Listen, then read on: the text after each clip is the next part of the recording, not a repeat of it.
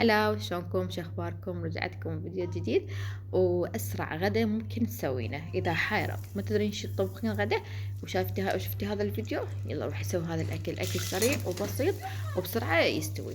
المهم مثل ما شفتوا هذا الفيديو شلون الجزر سبحان الله طق علي. الحمد لله والشكر بالجزر ولا بيه.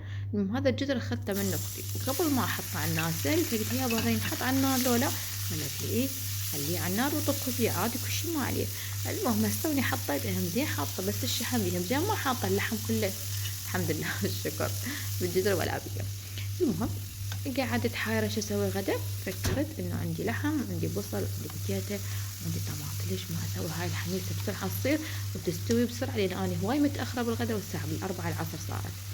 فالمهم خليت شحم شوي لين حتى ينطي طعم وخليت هاي اللحم قطعته مكعبات وبصل اخضر وفلفل اخضر وظليت احمس بيهم واقلبه لحد ما انه كل البصل يذبل والفلفل واللحم.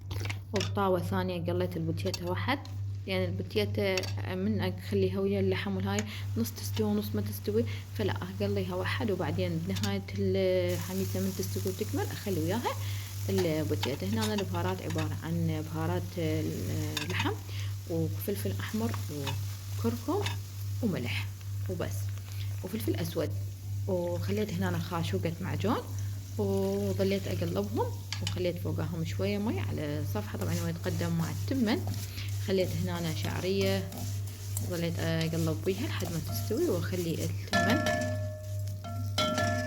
وأنا استوت البوتيتا كملت. هسه وين راح اخليها تم خلصتها. راح اخليها فوق اللحم والبصل واخليها على نار هادئة لمدة 5 دقائق ونقدمها والف عافية. وهذا شكلها النهائي.